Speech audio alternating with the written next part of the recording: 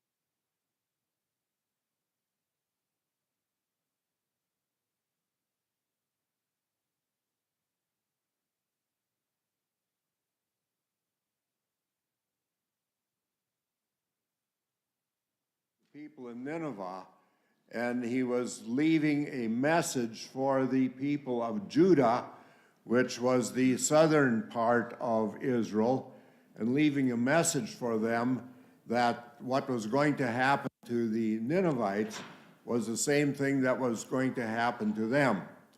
Now, Nineveh, remember, had been warned of their sin and that they needed to change their ways by Jonah, but this was about 100 to 120 years before Nahum's proclamation that he gave.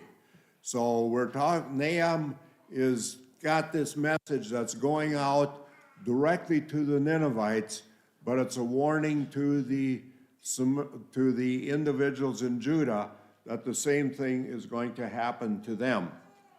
Now, we have and I know you're not going to be able to see this from where you're at, but I just want to get you back into the area.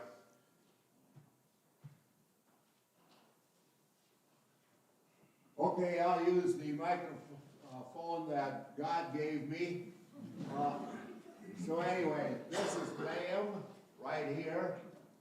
These are the Assyrian kings, and we started out there with various ones. We had Sennacherib was one of the major kings that we have.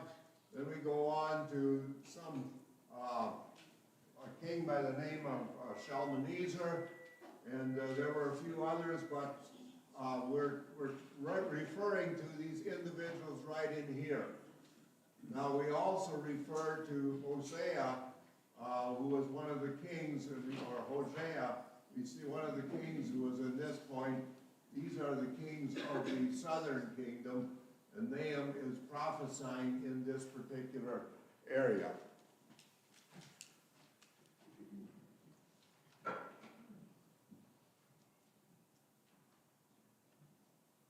Why am I not supposed to do that?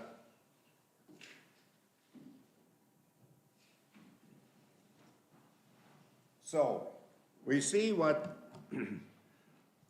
Nahum is speaking about when spoke about the lion tearing the cubs and strangling the prey and so on. The lion was the logo for the Assyrian kingdom. And so Nahum is using this, the way in which the lion will strangle their prey, in which the lion will tear their prey apart, that this is what is going to be happening to the children of Israel, again, if they do not change their ways. Verse 13 now, in the last verse of chapter 2, some commentators actually put this into chapter 3. Some commentators leave it as the end of chapter 2. I'm taking it as the beginning of chapter 3. Behold, I am against you, declares the Lord of hosts, and I will burn your chariots in smoke, and the sword shall devour your young lions. I will cut off your prey from the earth, and the voice of your messengers shall no longer be heard. So this is what Nahum is speaking to the Ninevites. This is what's going to be happening to them, that their chariots are going to be burned, their swords are going to be ineffective, and that their prey is no longer going to be available to them. So we see that he is kind of closing up this part, and then he goes on to the city of Nineveh itself. Now, the city of Nineveh is up in Babylon, or up in Assyria, I should say. It's up quite a ways north of where Israel is at, but this is where the Assyrian king resided, and we had the video that I showed about the city of Nineveh that Meyer has helped in uncovering this, the digs that they have been doing there. So this is the area, this is what Nahum is talking about. He says, "Woe to the bloody city, all full of lies and plunder, no end to the prey." So the woe here is a woe to a king called Shalmaneser. Now, what happened to one of my books? Did I leave a book on the table someplace?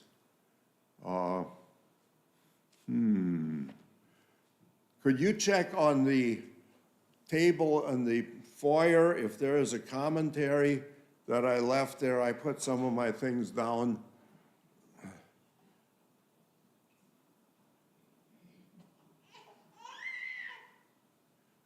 I'm still having a little trouble getting organized, and I'm not sure that's because of me no longer having a wife. Yes? Question for you while you're, Okay, good. why do you suppose God's attention to Nineveh? First it was with Jonah, and now this prophet is up in that area, prophet, forecasting whatever to Ninevites. And yet God's overall plan was to the Jews with exceptions to Gentiles, okay? But yet now twice, he's given special attention to Nineveh. Is there any thoughts about why? Okay. The question is, why is Jonah, or why is God directing all of this, these warnings to Nineveh? There certainly were other cities that were probably just as wicked, and so why is God directing the information to the city of Nineveh? Any comments that you would have, thoughts that you would have? Yes, Grant.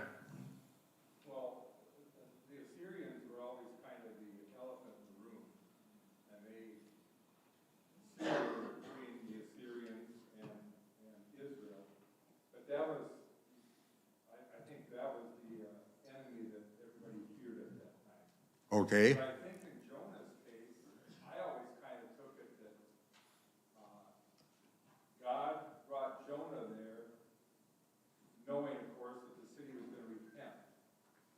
And that probably prolonged, because at that time then Nineveh was at peace with Israel as the city repented and turned to God. Okay. To me, that prolonged the time to this time. All right. Where Nineveh would turn its wicked attention towards Israel. Okay, so Nineveh was the capital of Assyria, and so that he would be emphasizing that because the Assyrian kings were the ones which were causing the difficulty. They had already captured the northern kingdom and dispersed the 10 tribes in the northern kingdom, and so now they are looking at the southern kingdom. And one of the things that I was going to read from a book that I was sure I brought it along was the fact that the kings of Israel, the southern kings now, they kept making treaties. First they made a treaty with the northern kingdom, with Assyria, and then they made a treaty with Egypt, which would be way south. They made a treaty there, and so they were making treaties back and forth and paying huge taxes to these individuals. Now, Israel had not paid taxes for several years to the Assyrian king at this time, and so that's probably one of the reasons why they were afraid the Internal Revenue was going to come collecting in the manner of the king from Assyria. So anybody else have any thoughts on why God would have emphasized Nineveh? Yes, Mike. Well, I think that you said before that the fall of Nineveh was unthinkable, even though, this prophecy says it's going to happen, but at that time it was such a superpower and, supposedly unconquerable. Okay, all right. So Nineveh itself, this great city, was considered to be unconquerable, but God is through the prophets is saying, yes, it's going to be destroyed. And how completely was it destroyed? I intimated this a few times before. Yes, Eric.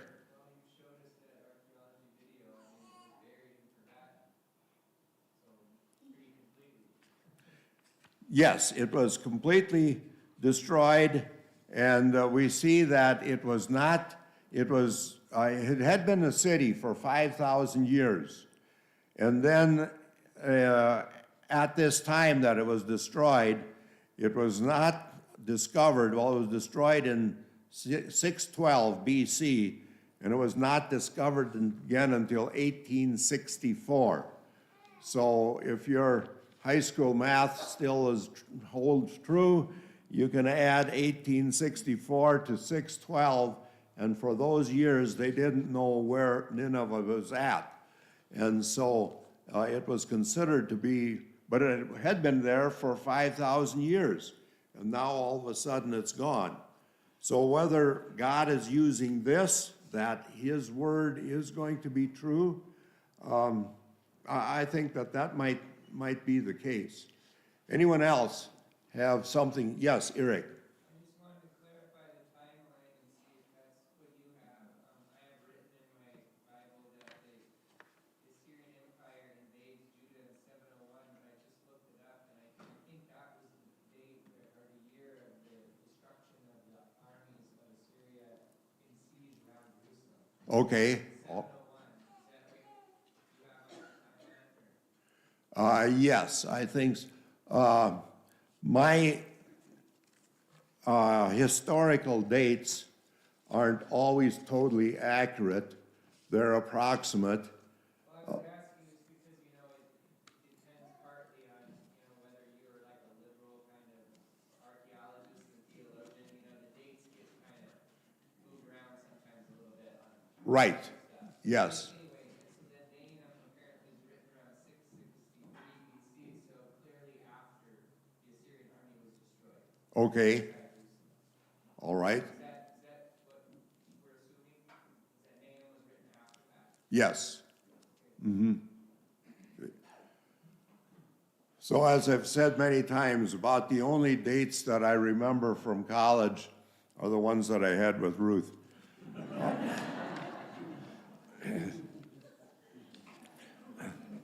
So we see that it talks about the bloody city, Nineveh being a bloody city, all full of lies and plunder. And so we see here that it was a city that was built on blood. They were very cruel in the way that they took over things. And it reminds me, I have just reread Bill O'Reilly's book on the taking of Japan in World War II. And the way in which the Japanese treated the American soldiers or the Chinese, whoever they were capturing, was absolutely inhumane. And that's very similar to what the Assyrians were doing as they would come on in. Now also it says that they were full of lies and plunder. Lies, they were promising a lot of things. They were promising wealth, health, and security. When they would come on in, this would be something great. And of course, once they came on in, it was totally different. They were just very cruel. And so Nahum is talking about this, that these people in Nineveh and the rulers there are not going to survive. It says no end to the prey. In other words, they were just going to continue on going after them, and their riches. Nineveh was an exceedingly rich city. Some people feel that the gardens of Babylon, that was actually built in Nineveh, that those were the gardens that were built in Nineveh, and that these were parts of the 7 wonders of the world at that particular time. And this had been built on the city that, on the cities that they had captured. Okay, we continue on verses 2 and 3. The crack of the whip and the rumble of the wheel, galloping horse and bounding chariot, horsemen charging, flashing sword and glittering spear, hosts of slain, heaps of corpse, dead bodies without end, they stumble over the bodies. This particular area of Nineveh, of Nahum, is written in Hebrew.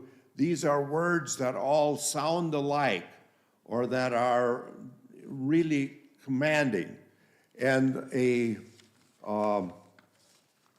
example of this that we would find, I know I've got this piece, that we would find is, this is the type of writing that Nahum is involved with.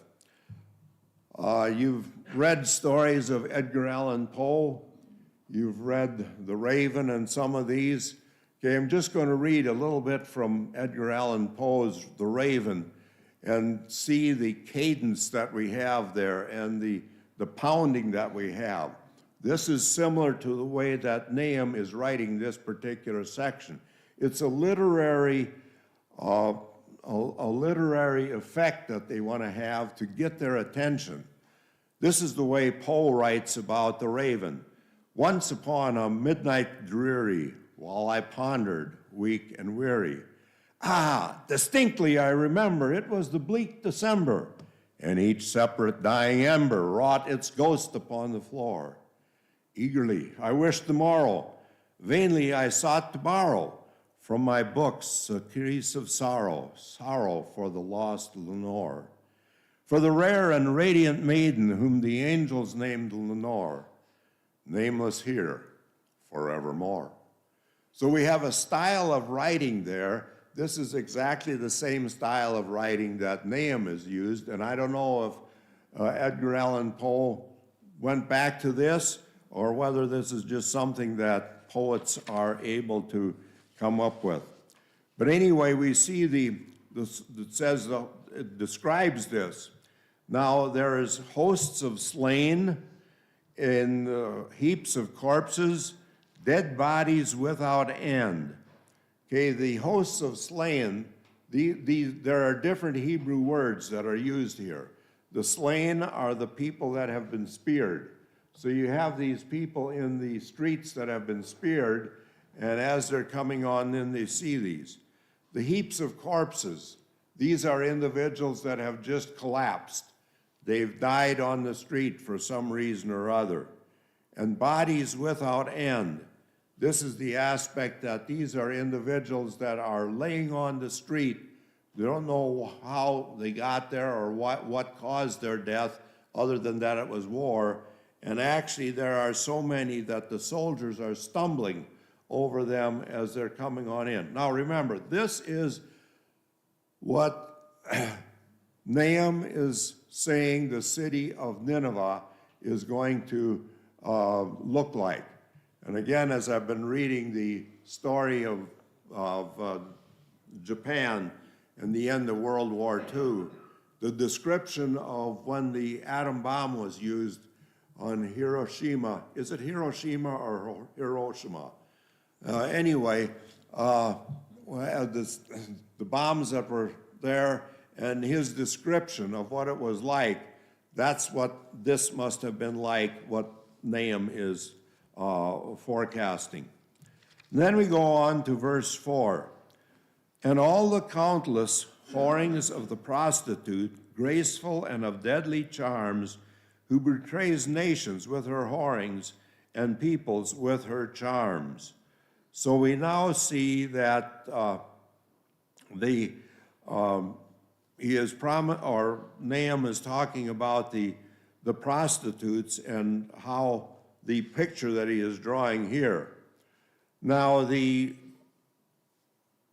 Proverbs, in Proverbs chapter 5, verses 3 and 4, we have the description of what the prostitute is going to be like. So we have, or what the prophet, it says, chapter 5. There we go.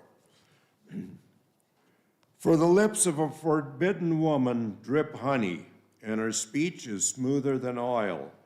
But in the end, she is bitter as wormwood, sharp as a two-edged sword. And so we see that Nahum is saying that giving in to the Assyrians or living the way you do, that you have the Assyrians come on in, is going to be the same thing as the lies that a prostitute will give as they're trying to entice men on into their area. Now, we see this again, that Ahaz was a king before Hezekiah. And remember, Hezekiah is the king that I kind of work everything off of because I was in his tunnel. And so that gives me something specific to work through. But Ahaz was a king before Hezekiah, and he had made the alliance with Assyria because he was afraid of Egypt. And then they made an alliance with Egypt because they were afraid of Assyria, and that wasn't a good plan. It's kind of like, schoolyard making an alliance with the bully in the schoolyard and then making an alliance with his best enemy or his worst enemy, and you get caught in between. Well, that's what we're seeing here. We see this has been illustrated for us in 2 Kings, and it's interesting and it's very educational to be able to take these prophets and to go back into the Kings and the Chronicles and see how they are, how things have taken place here. 2 Kings chapter 17, starting verse 3. Against him, this is against Ahaz, who was the king before Hezekiah now. Against him came up Shalmaneser, king of Assyria. So we had Shalmaneser, who was the king before Sennacherib, and Hosea became his vassal and paid him tribute. Hosea was down in Israel, and so he is paying tribute now. He's paying rent, hush money. But the king of Assyria found treachery in Hosea, because Hosea had now made the contract with Egypt also, and he found this out. For he had sent messengers to Su, king of Egypt, and offered no tribute to the king of Assyria, as he had done year by year. Therefore the king of Assyria shut him up and bound him in prison. Then the king of Assyria invaded all the land, came to Samaria, and for 3 years he besieged it. So we're seeing that, we're seeing the prophecy occurring, which Nahum was forecasting here. So in verse 4, we see the lies that had been told, and these lies were now coming to fruition at this time. Then we see in verse 5, Behold, I am against you, declares the Lord of hosts, and will lift up your skirts over your face, and I will make nations look at your nakedness, and kingdoms at your shame. So Nineveh, this city that was supposed to be this, that could not be overtaken, that could not be destroyed, it's going to be shamed in the same way that Nineveh had been shaming the individuals that she was overtaking. So we see that we see here that they are going to be, that the weakness of Nineveh is going to be portrayed, and that they were going to be, the idea of lifting up your skirts, making nations ashamed, is just to make them feel totally embarrassed by their actions.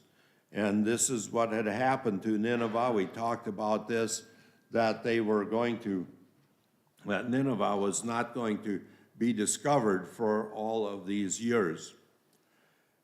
Then we see that even though Nineveh was considered to be a very strong city, there were some weaknesses that we have there.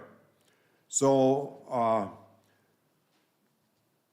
verse 6, I will throw filth at you and treat you with contempt and make you a spectacle. Now, they were not expecting to be a spectacle, and all who look at you will shrink from you and say, wasted is Nineveh. Who will grieve for her? Where shall I seek comforters for you? Okay, so the people are going to eventually look at Nineveh and see, it says, this city is wasted. 5,000 years that it had been a stalwart in that area. And now it was just totally gone. It was going to be wasted. And so they are going to be, and it says also, who will grieve for her? Well, there's not going to be anybody that's going to be lamenting over Nineveh. And they, this just was inconceivable that that should take place at this time. Then the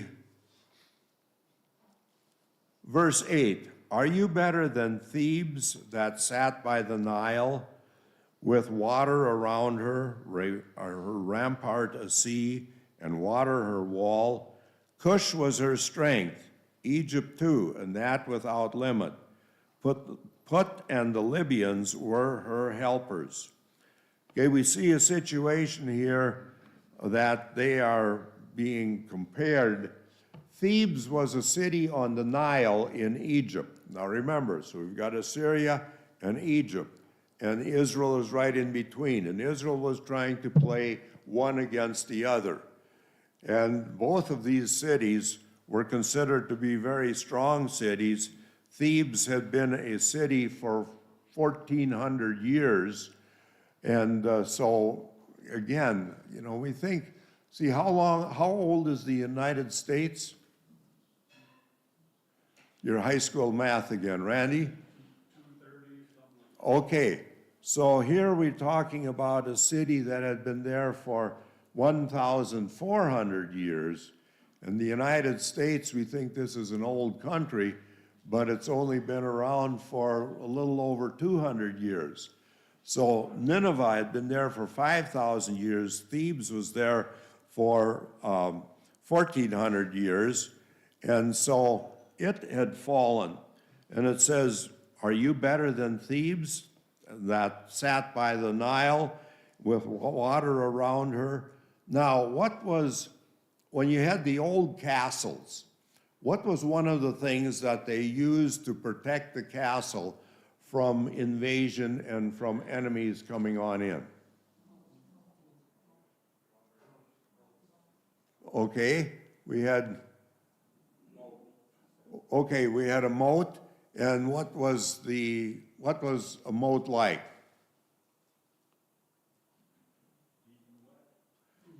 Okay, it was filled with water. And so you had this moat, and they would be anyone from about 20 to 60 feet deep.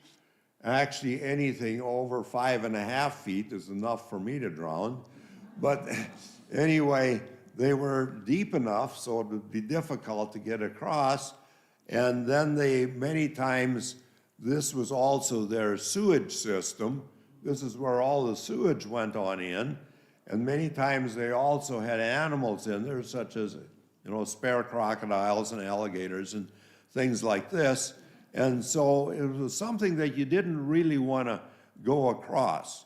So this is what it's talking about, that Thebes had this water around them. Now, Nineveh also, what was the situation with the water around Nineveh?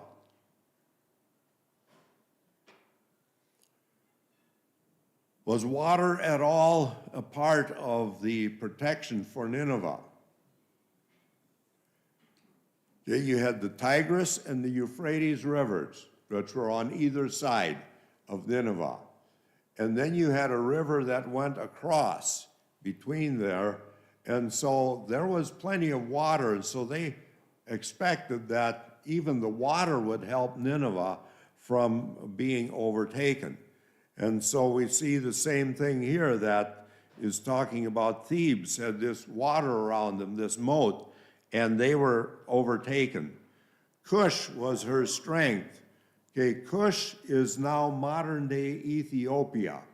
And if you can just think, I didn't put this up on my map, but anyway, if you have Egypt, and then you go on down a little ways down the Suez Canal, down the Red Sea, there you have Ethiopia, present-day Ethiopia.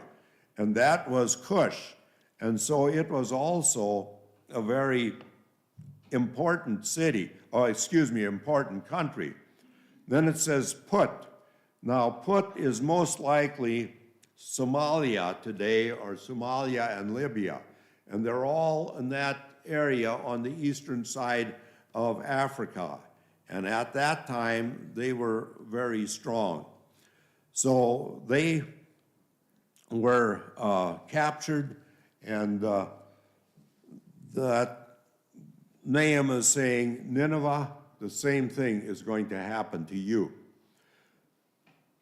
Okay, I think since we had the business meeting, I wasn't just exactly sure how far I would get, and I will take next Sunday yet to finish this off, to finish Nahum. Eric, question?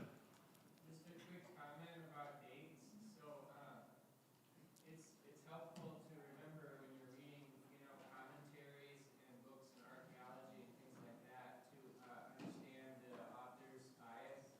Right. A lot of the archaeologists are liberal, secular people. Mm-hmm. They don't believe in the miracles of the Bible or in Right. the Bible at all.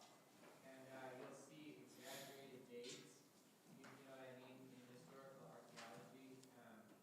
And so, like what you're saying, you said 5,000, multiple times, right? But the date, the biblical date of Noah is 2500 BC. Okay. So it's not possible biblically for the city of Nineveh to be 5,000 years old at this time. Because Noah walked off the ark. Okay, all right, okay. Good point, very good point there. 5,000 years, biblically, yes.